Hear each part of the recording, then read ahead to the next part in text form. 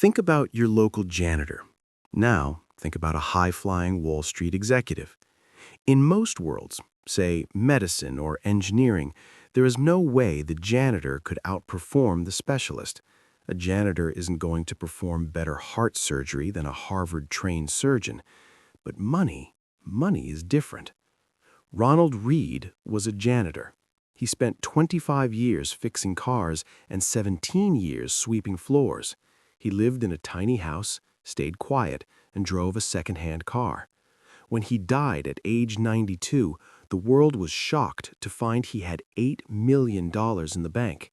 He didn't win the lottery. He just saved, invested in blue-chip stocks, and waited.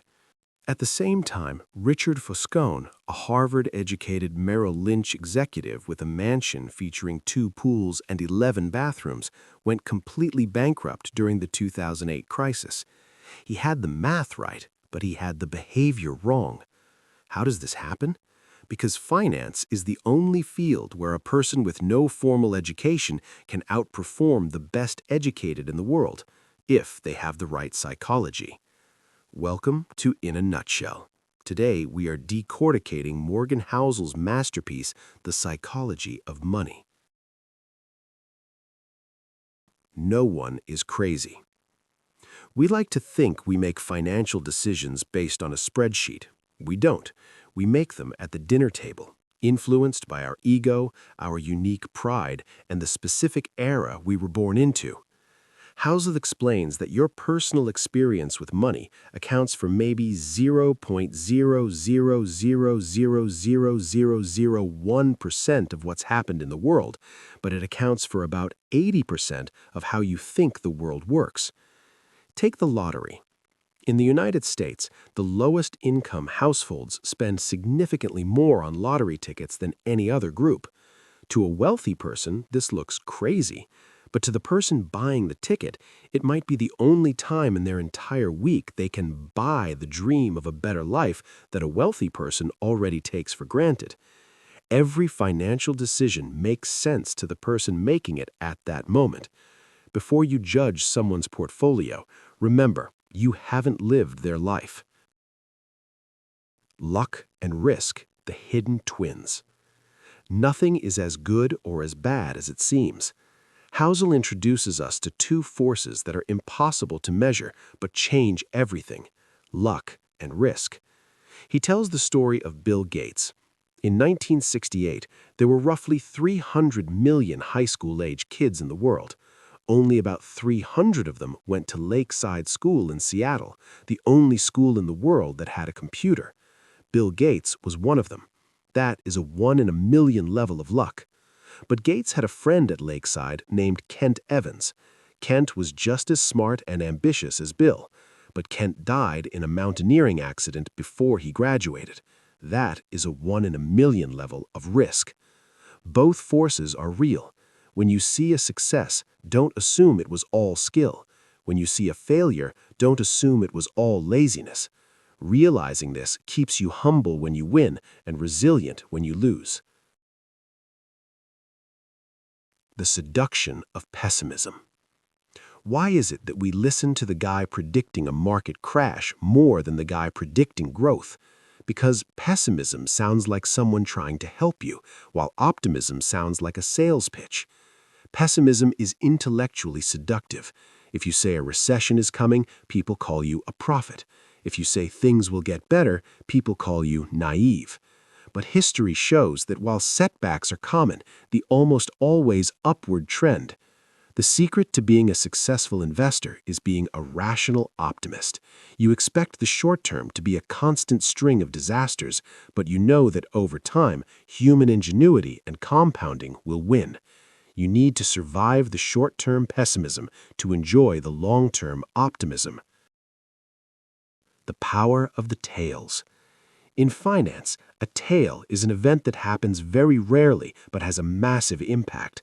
Most of what we see as success is actually the result of a tiny number of events. Think about a venture capital firm.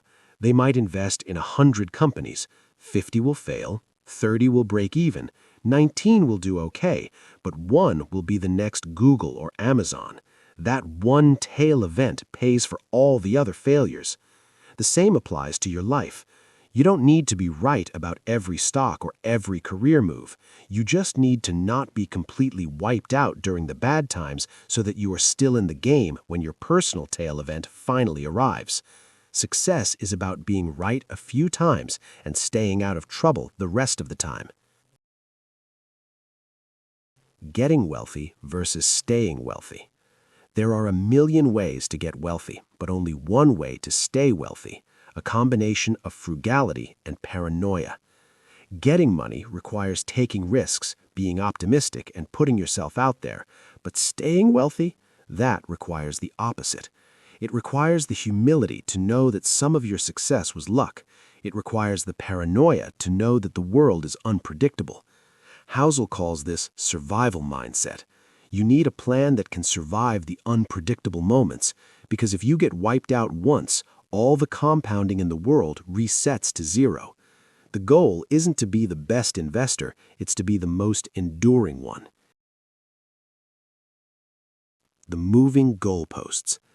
The hardest financial skill in the world, bar none, is getting the goalposts to stop moving. We live in a world of social comparison. You get a raise and suddenly your needs expand to fill that raise. You buy a bigger house because your neighbor did. This is a game you can never win.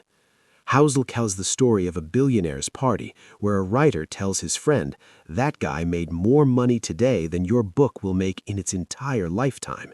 His friend replies, "Yes, but I have something he will never have: enough." If you don't have a sense of enough, you will eventually take a risk that you shouldn't have taken, and you will lose what you need for something you don't even want. The hidden dividend of freedom. The highest dividend money pays is the ability to control your time. Most people think they want $1 million. What they actually want is to spend $1 million. But wealth is the money you don't see. It's the cars not bought, the diamonds not worn. Wealth is the option to wake up and say, "I can do whatever I want today." If you have $50,000 in the bank, you can take a few months off to find a better job. That is wealth. If you have $500,000, you can ignore a boss who treats you poorly. That is wealth. Money's greatest value is its ability to give you time. Everything else is just a status symbol that someone else is probably ignoring anyway. Conclusion: the quality of sleep. Ultimately, the psychology of money teaches us that the goal of finance isn't to maximize returns, it's to maximize the quality of your life and your sleep at night.